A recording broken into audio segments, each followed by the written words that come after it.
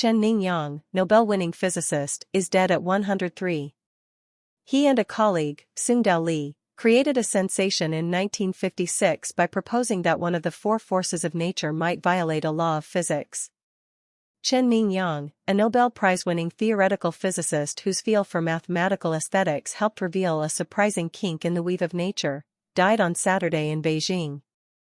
He was 103. His death was announced by Tsinghua University in Beijing, where Dr. Yang taught for many years. Dr. Yang and a colleague, the physicist Tsung-Dao Lee, created a sensation in 1956 by proposing that one of the four forces of nature might violate a seemingly ironclad principle called conservation of parity, a way of saying that a phenomenon and its mirror image should behave precisely the same. Their prediction was quickly borne out by experiment, and they shared the Nobel Prize in Physics. When Dr. Yang retired from the State University of New York at Stony Brook, now Stony Brook University, in 1999, a colleague, the distinguished physicist Freeman Dyson, called him the preeminent stylist of 20th-century physics, exceeded only by Albert Einstein and Paul Dirac. Dr. Yang's sense of mathematical beauty, Dr. Dyson said, turns his least important calculations into miniature works of art, and turns his deeper speculations into masterpieces. In later years, Dr. Yang became well known in China, where he helped lead the effort to promote basic research.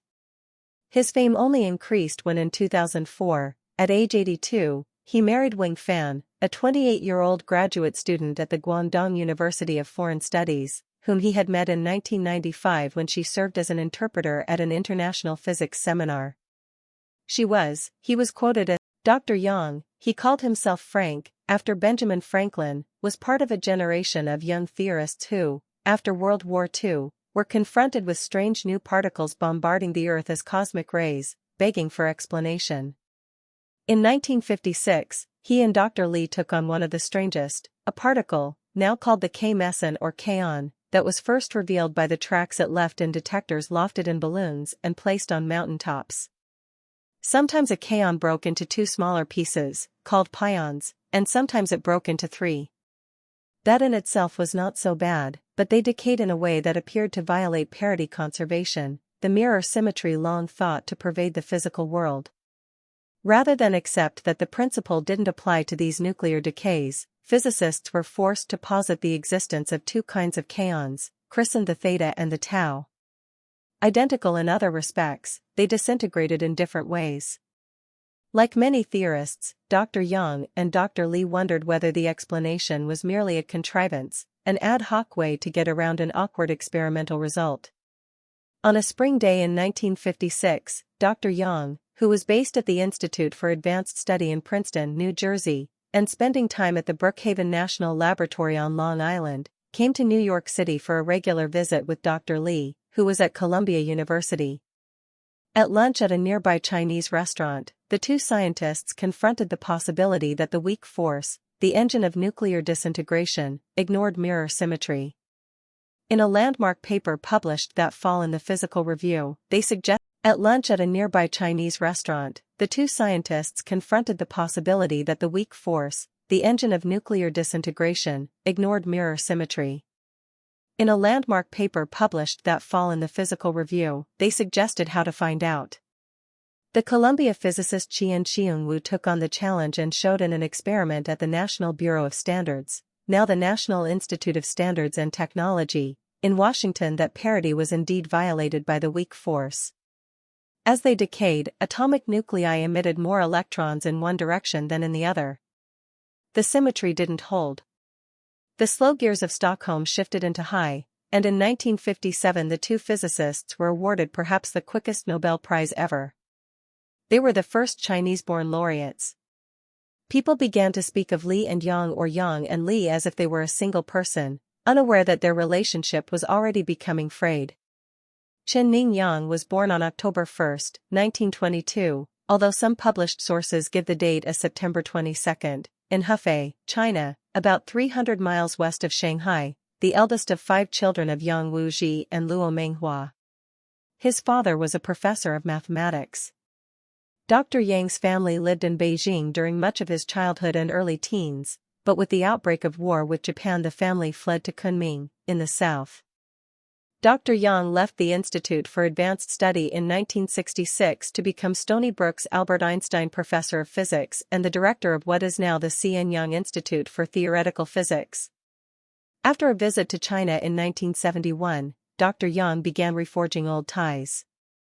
He would later serve as director of the Institute of Mathematical Sciences at the Chinese University of Hong Kong and as a professor at his alma mater, Tsinghua University. In 2015, he gave up his United States citizenship to become a citizen of China. Dr. Yang's wife of 53 years, Qi Li Tu, whom he had met in China when he was teaching middle school and she was a student, died in 2003. In addition to his second wife, Wang Fan, his survivors include 3 children from his first marriage, Franklin, Gilbert and Yuli Yang, and 2 grandchildren. In the interview with Newsday, Dr. Yang said he doubted that physicists would ever converge on a theory of everything. Nature is extremely subtle, he said. I happen to think that the depth of natural substances cannot be fathomed by mankind. Because after all we only have, let's say, 100 billion neurons. How can you match that with the infinite depth of nature? Completing his thesis under Edward Teller, the Hungarian-born architect of the hydrogen bomb, Dr. Yang received his doctorate in 1948 and, after teaching for a year at Chicago, moved to the Institute for Advanced Study to work for Robert Oppenheimer, who was then its director. Dr. Yang would recall one encounter he had with the Institute's most famous faculty member, Dr. Einstein. Dr. Yang had just published a paper in the Physical Review, and Dr. Einstein wanted to discuss it with him. They spoke for an hour and a half, Dr. Yang said, but he did not get very much out of that conversation. He spoke very softly, he said, and I found it difficult to concentrate on his words, being quite overwhelmed by the nearness of a great physicist whom I had admired for so long. Once established in Princeton, Dr. Yang began spending his summers at Brookhaven, where he and an office mate, Robert L. Mills, collaborated on what became known as the Yang-Mills theory, the scaffolding on which much of modern particle physics has been built. Using an idea called gauge theory that had been developed by the German mathematician Hermann Weyl, they created the gauge principle, which explains the interactions and, importantly, the self-interactions, of electromagnetic, weak and strong forces at the heart of quantum physics. At the time that we wrote it down, Dr. Yang said of the theory in a 2006 interview at Stony Brook, nobody believed that it was important and we didn't know that it was that important, but we said that this is a beautiful idea and the mathematical structure is very elegant, so we published that paper about it. And then 20 years later, various experiments showed that that was approximately the right direction. Then after struggling for another 5 years, it became clear that it is not just approximately right, it is exactly right. He was also collaborating with Dr. Li, who moved to Columbia after a stint at the Institute for Advanced Study. Beginning in 1956, they published 32 papers together. Pull rank, insisting that his name come first because he was 4 years older.